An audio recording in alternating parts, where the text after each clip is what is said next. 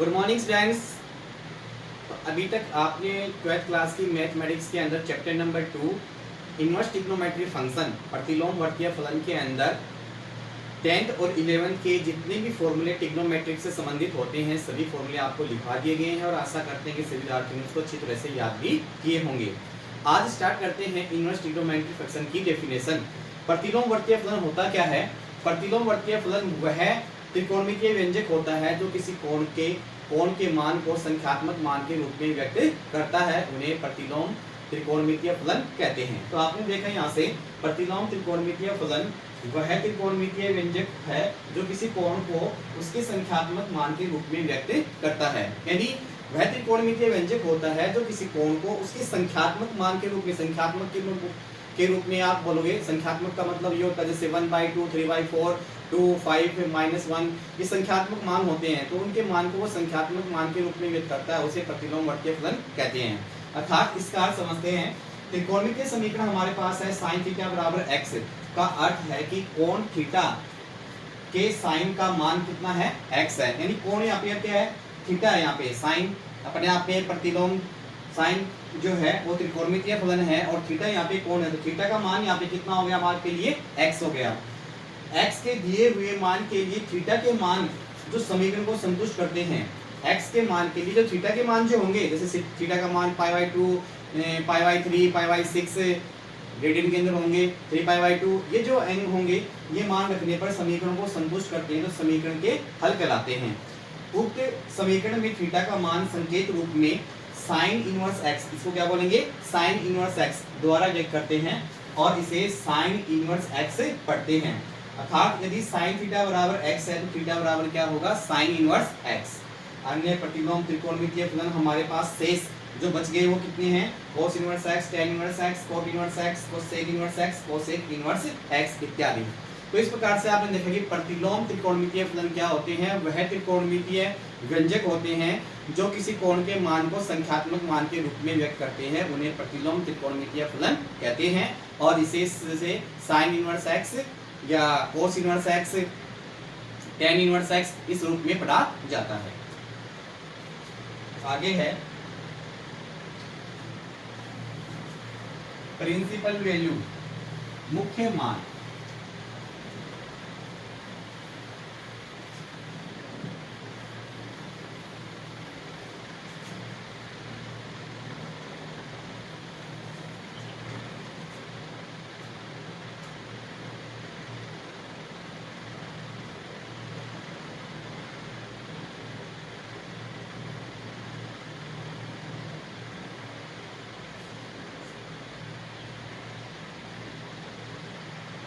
Principal value यानी मुख्य मान, इसको मुख्य कैसे भी बोलते हैं? मुख्य मान। तो प्रिंसिपल वैल्यू क्या होता है हमारे पास? प्रतिलोम त्रिकोणमितीय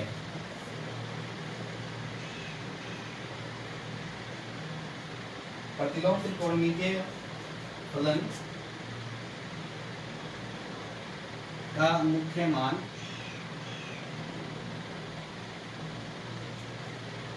थीटा पर छोटे से छोटा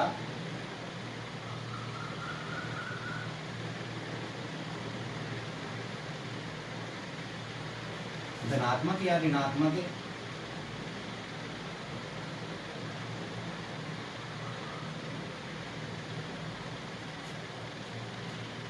मान होता है जो समीकरण साइन थीटा बराबर x, cos थीटा बराबर x, tan थीटा बराबर x इत्यादि को संतुष्ट करता है।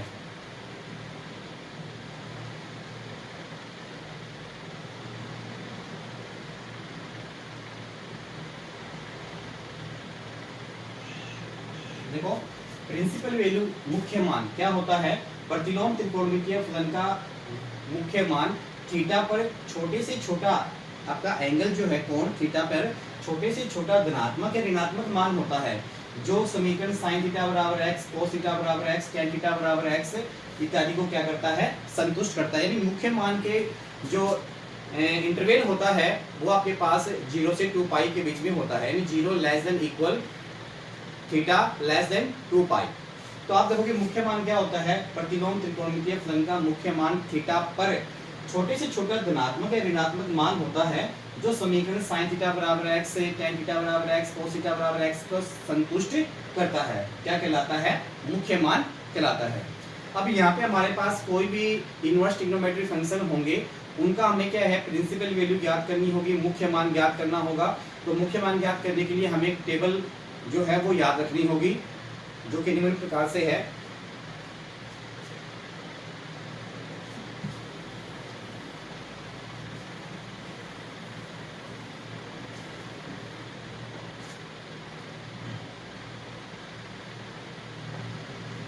फलन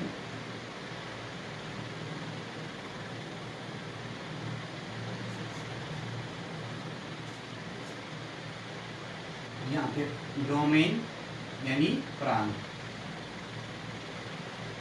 और ये आपका मुख्य मान।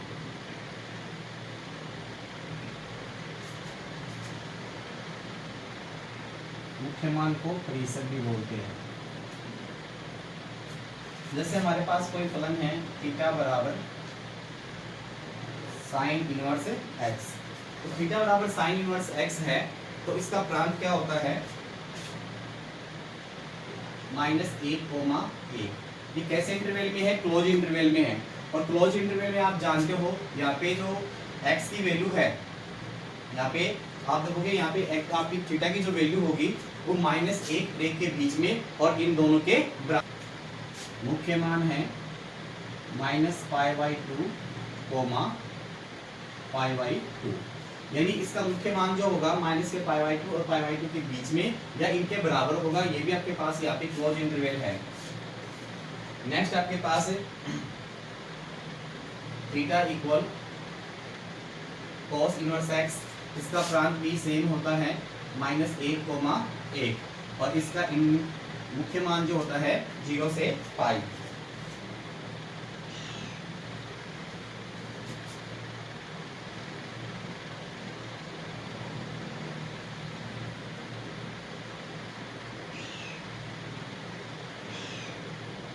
थीटा बराबर नेक्स्ट आपके पास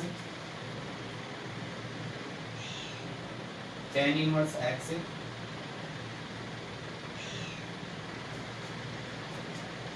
इसका प्रांत है रियल नंबर और परिसर है ओपन इंटरवल में -π/2, π/2। Theta equal cot inverse x, इसका प्रांत है r, और इसका मुख्य मान है 0 से पाई। फिर है कोसेक इनवर्स x, थीटा बराबर कोसेक इनवर्स x, तो कोसेक इनवर्स का प्रांत है r -1, -1, और इसका मुख्य मान है -π/2, π/2, -0। Theta equal sec inverse x, r -1,1, और मुख्य मान 0 से पाई -π/2।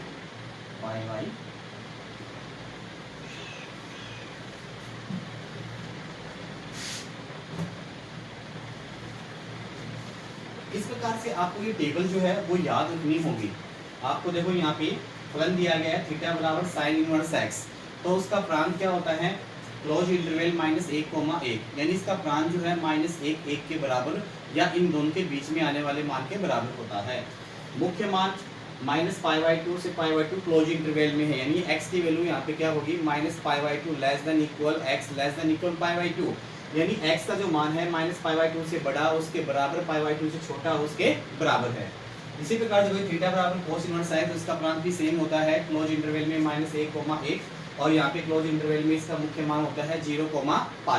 फिर नेक्स्ट है थीटा बराबर tan इनवर्स है, इसका प्रांत r होता है और मुख्य मान -π/2, π/2 ओपन इंटरवल में है, यानी x का मान जो है -π/2 से बड़ा और प्लस के π/2 से छोटा होता है। थीटा बराबर cot इनवर्स x, इसका प्रांत r होता है और इसका मुख्य मान जो है वो क्या है 0,π, यानी ओपन इंटरवल में होगा, x का मान 0 से बड़ा और पाई से छोटा और उसके बीच में होगा। थीटा बराबर cos इनवर्स x, इसका प्रांत जो है r -1,1, यानी r में से अपने क्या करना है -1,1 ओपन इंटरवल में है तो इन दोनों के बीच में आने वाला मान कौन सा हो गया 0 हो गया, तो r में से अपने क्या है 0 छोड़कर, यानी ये वैल्यू छोड़कर बाकी शेष मान जो बचेंगे वो हमारे पास क्या होंगे प्रांत होंगे। तो ओपन इंटरवल में है, ये ओपन इंटरवल में है तो यहाँ पे मान जो है वो -1 से बड़ा और 1 से छोटा, तो क्या होगा 0, यानी रियल नंबर में से 0 छोड़कर बाकी शेष मान जो होते हैं वो क्या होते हैं इसके प्रांत होते हैं।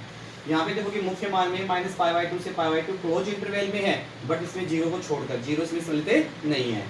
इधर से आप देखोगे थीटा बराबर sec इनवर्स x, तो r -1,1 और इसका मुख्य मान होगा 0,π -π/2। तो आप देख रहे हो यहाँ से सिंपल सा तरीका है याद करने का। सबसे पहले आपके पास क्या है थीटा बराबर sin इनवर्स x है, एक प्रतिलोम त्रिकोणमितीय फलन दिया गया है तो उसका प्रांत क्या होता है क्लोज इंटरवल में -1,1, फिर उसका मुख्य मान होता है क्लोज इंटरवल में -π/2, π/2। नेक्स्ट आपके पास थीटा बराबर cos इनवर्स x, तो इसका प्रांत होता है क्लोज इंटरवल में -1,1 और इसका मुख्य मान होता है क्लोज इंटरवल में 0,π।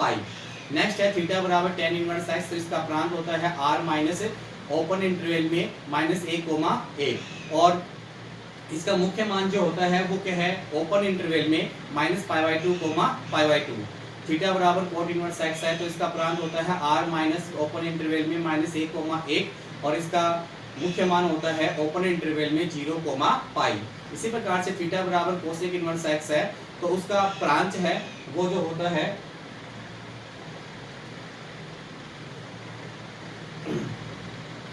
तो इस प्रकार से सारणी को याद रखने के लिए आप देखेंगे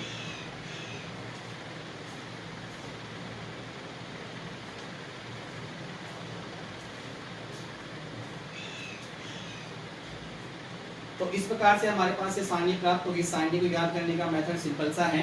आपके पास देखो यहाँ पे थीटा बराबर साइन इनवर्स एक्स आपको दिया गया प्रतिलोम त्रिकोणमितीय फलन है। थीटा बराबर साइन इनवर्स एक्स है तो आप देखोगे यहाँ पे इसका प्रांत जो होगा वो क्या होगा क्लोज इंटरवल में -1,1 और मुख्य मान होगा क्लोज इंटरवल में -π/2, π/2। थीटा बराबर कोस इनवर्स एक्स है इसका प्रांत होगा क्लोज इंटरवल में -1,1 और इसका मुख्य मान होगा क्लोज इंटरवल में 0,π। थीटा बराबर tan इनवर्स x है तो इसका प्रांत होगा रियल नंबर यानी r, जितने भी रियल नंबर होंगे वो सभी क्या होंगे इसके प्रांत होंगे और इसका मुख्य मान जो है ओपन इंटरवल में -π/2, π/2। फिर थीटा बराबर कोट इनवर्स x है तो इसका प्रांत रियल नंबर और मुख्य मान जो है वो ओपन इंटरवल में 0,π। थीटा बराबर कोसेक इनवर्स x है तो यहाँ पे आप देखोगे इसका जो प्रांत है r माइनस ओपन इंटरवल में -1,1 और इसका जो मुख्य मान है वो होगा क्लोज इंटरवल -π/2, π/2 -0 यानी 0 इसमें सम्मिलित नहीं होगा 0 को छोड़कर।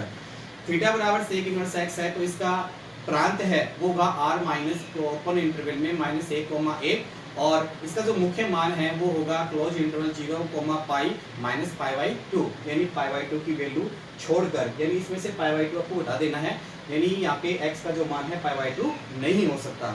इस प्रकार से सारणी याद होने के बाद में आप दिए गए प्रतिलोम त्रिकोणमितीय फलनों का मुख्य मान ज्ञात कर सकते हैं।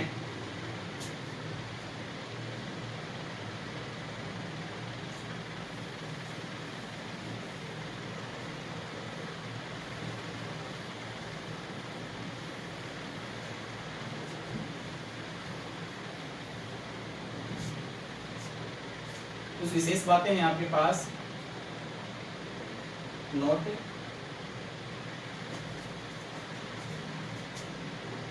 पहली है साइन इनवर्स एक्स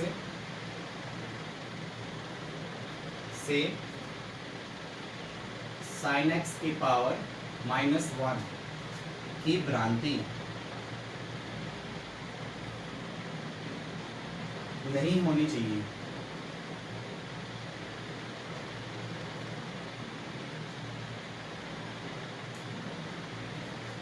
वास्तव में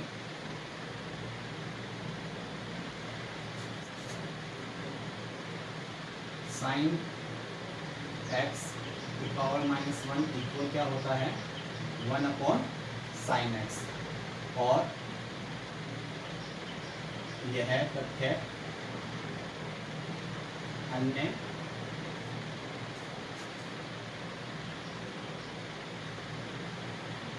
त्रिकोणमितीय फलनों के लिए भी सत्य है।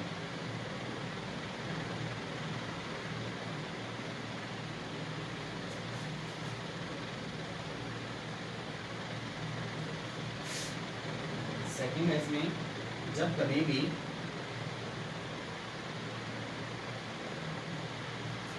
प्रतिलोम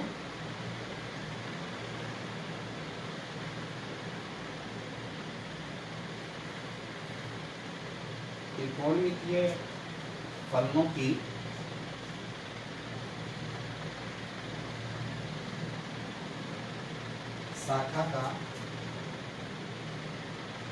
शाखा विशेष का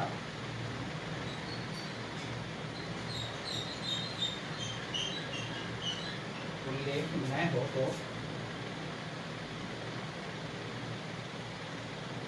हमारा तात्पर्य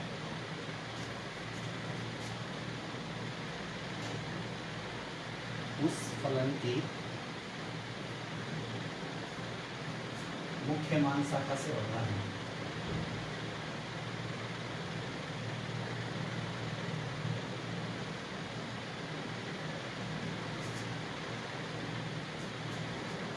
किसी प्रतिलोम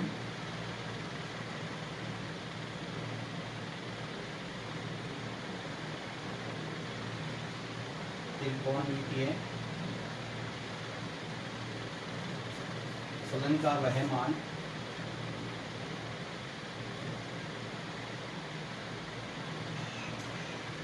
जो उसकी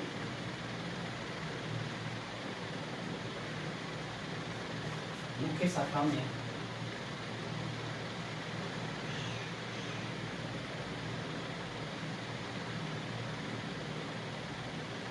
स्थित होता है, प्रतिलोम त्रिकोणमितीय फलन का मुख्य मान कहलाता है। प्रतिलोम त्रिकोणमितीय फलन का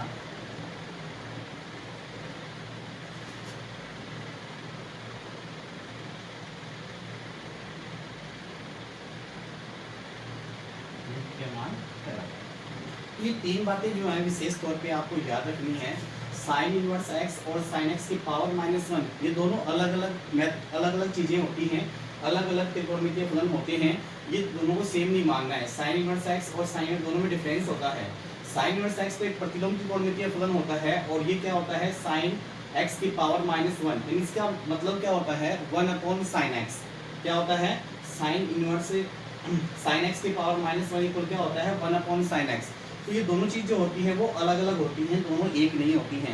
ये तो अपने आप में साइन इनवर्स x यानी प्रतिलोम त्रिकोणमितीय फलन होता है, और साइन x की पावर -1 का मतलब होता है 1/sin x। यह नियम सभी अन्य त्रिकोणमितीय फलनों पर भी क्या होता है लागू होता है। तो ये बोल रहा है कि साइन इनवर्स x और साइन x की पावर -1 के अंदर आपको भ्रांति नहीं होनी चाहिए कि ये दोनों एक ही है। क्या ये एक नहीं है, दोनों डिफरेंट चीजें होती हैं, दोनों क्या होती हैं अलग अलग चीजें होती हैं। ये अपने आप में एक प्रतिलोम त्रिकोणमितीय फलन होता है, और ये sin x की पावर -1 इक्वल क्या होता है 1/sin x होता है। अर्थात sin inverse x does not equal to sin x की पावर -1, यानी sin इनवर्स x और sin x की पावर -1 दोनों बराबर नहीं होते हैं।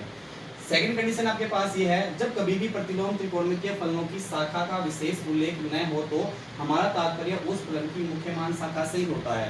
यानी हमारे पास कोई प्रतिलोम त्रिकोणमितीय फलन दे रखा है और उसका मान निकलवाया गया है, और वहाँ पे ये नहीं लिखा हुआ है कि मुख्य मान ज्ञात कीजिए, परंतु जो मान निकालते हैं वो मान क्या होता है उसकी मुख्य मान शाखा से ही होता है। किसी प्रतिलोम त्रिकोणमितीय फलन का वह मान जो उसकी मुख्य शाखा में स्थित होता है, यानी किसी प्रतिलोम त्रिकोणमितीय फलन का मान जो है उसकी मुख्य मान शाखा जो होती है उसमें स्थित होता है, इसलिए क्या कहलाता है, वो उसका मुख्य मान कहलाता है।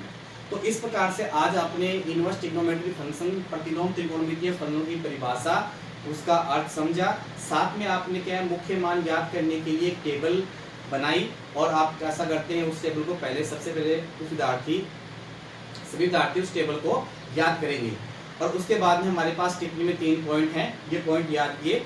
उसके बाद में आप क्या करोगे, एक्सरसाइज 2.1 जो है वो स्टार्ट करेंगे। करते हैं सभी विद्यार्थियों को आज प्रतिलोम त्रिकोणमितीय फलन से संबंधित परिभाषाएं और मुख्य मान शाखा ज्ञात करने के लिए टेबल सारणी, और मुख्य रूप से 3 टिप्पणियां जो हैं वो आपके सामने प्रस्तुत की गई हैं। आशा करते हैं सभी विद्यार्थियों को समझ में आई होगी, सभी विद्यार्थी इनको अच्छी तरह से याद करेंगे, और कल हम एक्सरसाइज 2.1 जो है वो स्टार्ट करेंगे, जहाँ पे हमको क्या है प्रिंसिपल वैल्यू ज्ञात करनी है, यानी मुख्य मान ज्ञात करना है। सभी विद्यार्थी इनको लगातार अच्छी तरह से पढ़ते रहें, याद करते रहें, और फिर कॉपी में नोट करते रहें, और होमवर्क को व्हाट्सएप के माध्यम से चेक अवश्य कराएं। Okay, bye, thank you.